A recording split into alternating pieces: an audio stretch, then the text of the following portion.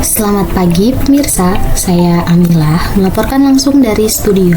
Dalam kurun waktu 24 jam terakhir telah terjadi 3 kecelakaan mobil di lokasi yang berbeda. Kecelakaan pertama terjadi tadi malam di tol Cipularang KM92, di mana sebuah minibus menabrak pembatas jalan. Beruntung tidak ada korban jiwa, tetapi 2 penumpang mengalami luka ringan dan telah dilarikan ke rumah sakit terdekat. Kecelakaan kedua terjadi dini hari tadi di Jalan Raya Pantura. Sebuah truk yang melaju dari arah Jakarta kehilangan kendali dan terguling di bahu jalan. Pengemudi truk mengaku mengantuk setelah menempuh perjalanan jauh tanpa istirahat. Akibat kejadian ini, lalu lintas sempat tersendat selama beberapa jam. Sementara itu, kecelakaan ketiga terjadi pagi ini di Jalan Lintas Sumatera. Sebuah mobil sedan menabrak pohon setelah sopirnya tertidur saat mengemudi. Beruntung, pengemudi hanya mengalami luka ringan, namun mobilnya mengalami kerusakan cukup parah. Dari ketiga kejadian ini, pihak kepolisian mengimbau para pengendara untuk beristirahat cukup sebelum melakukan perjalanan, terutama bagi sopir yang melakukan perjalanan jarak jauh. Pengemudi dalam keadaan mengantuk dapat berakibat fatal, tidak hanya bagi pengemudi sendiri, tapi juga bagi pengguna jalan lainnya. Dari ketiga kejadian tersebut, rata-rata kecelakaan mobil disebabkan oleh supir yang mengantuk. Demikian laporan hari ini, saya Amila pamit undur diri.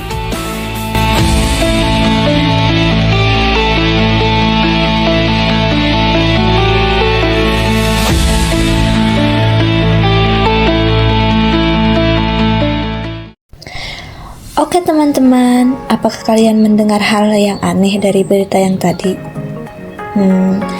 Ya, benar sekali. Rata-rata kecelakaan terjadi karena sopir mengantuk adalah pernyataan yang salah. Jadi sebenarnya, apa itu rata-rata? Dan apa bedanya dengan modus? Lalu, apa itu median? Wah, nilai ujian matematika minggu lalu. Nilaiku 70. Kalau teman-teman yang lain, wah, Felicia 90, Quincy 82, Rio 93. Nilaiku lebih tinggi atau lebih rendah ya dari teman-teman yang lain? Berapa rata-rata nilai kelasnya? Dan berapa nilai yang paling banyak diperoleh teman-teman yang lainnya? Berapa nilai tengahnya? Pertama, jumlahkan dulu seluruh data. Lalu bagi jumlah data dengan total siswa. Nah, hasilnya ternyata nilaiku di bawah rata-rata. Tapi kebanyakan teman-teman dapat nilai berapa ya? Wow, ternyata Ada 4 orang yang nilainya sama, yaitu 75. berapa ya nilai tengahnya? Nah, untuk mencari nilai tengah, hal pertama yang harus kita lakukan adalah mengurutkan dulu nilai datanya. Mari kita urutkan dari nilai terkecil ke terbesar. Karena datanya ada 20 atau datanya genap, angka tengahnya ada 2 nilai, yaitu data ke-10 dan ke-11, sehingga nilai tengahnya adalah rata-rata dari 2 angka tersebut. Ternyata nilaiku kecil, aku harus belajar lagi biar nilaiku di atas rata-rata. Oke teman-teman, jadi apa itu rata-rata, modus, dan median? Mean atau rata-rata adalah nilai yang mewakili keseluruhan data dengan menjumlahkan semua nilai dan membaginya dengan jumlah data. Modus, nilai yang sering muncul, bisa menunjukkan kesulitan umum yang dialami oleh sebagian besar siswa. Dengan nilai modus 75, ini menunjukkan bahwa soal ujian atau materi yang diajarkan lebih sulit dari yang diperkirakan. Sementara median atau nilai tengah memberikan gambaran tentang pembagian nilai di kelas tanpa dipengaruhi nilai yang sangat tinggi atau sangat rendah. Oke teman-teman, sekarang udah paham kan apa bedanya mean, modus, dan median? Teman-teman juga sudah mengetahui bahwa kalimat kebanyakan faktor penyebab kecelakaan karena sopir mengantuk itu sebutan untuk modus, bukan untuk rata-rata.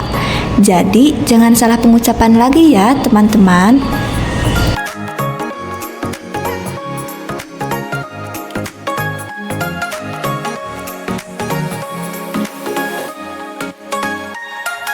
Wah, nilaiku naik dari 70 jadi 85. Hooray! Tapi apakah nilaiku tetap di bawah rata-rata atau tidak ya? Seperti sebelumnya, mari kita jumlahkan dulu seluruh datanya. Lalu bagi jumlah data dengan total siswa, didapat 87 sebagai rata-rata kelas yang baru. Ternyata aku masih di bawah rata-rata ya. Untuk nilai tengah, pertama kita urutkan dulu datanya dari terkecil ke data terbesar. Karena data ini genap, maka kita jumlahkan dua data yang ada di tengah. Lalu bagi dengan 2. Didapat hasil 89. Tapi kebanyakan teman-temanku dapat nilai berapa ya? Wow, ternyata ada 3 orang yang nilainya sama, yaitu 90. Dari kasus tadi, kita mengetahui bahwa nilai rata-rata dipengaruhi oleh seluruh data. Meskipun Bella sudah dapat nilai yang lebih tinggi setelah remedial, tidak menutup kemungkinan nilai Bella tetap berada di bawah rata-rata, karena siswa lainnya mengalami peningkatan juga. Nah, teman-teman, mudah kan mencari nilai min, modus, dan median dalam suatu data? Hal ini menunjukkan bahwa statistika punya manfaat loh dalam kehidupan kita, karena dapat membantu membuat perkiraan, analisis, dan keputusan yang lebih baik. Seperti yang sudah Bella lakukan, dengan statistika kita dapat mengukur prestasi dan peringkat dalam kelas. Statistika juga bisa mengukur efektivitas program pembelajaran yang dilakukan. Selain itu, dalam bidang lain, kita dapat mengetahui faktor risiko yang mempengaruhi kesehatan individu. Kita juga bisa mengukur dampak aktivitas manusia terhadap lingkungan dan populasi satwa liar, mengukur kinerja ekonomi suatu negara atau perusahaan, memprediksi cuaca yang akan terjadi dalam waktu dekat, dan lain sebagainya.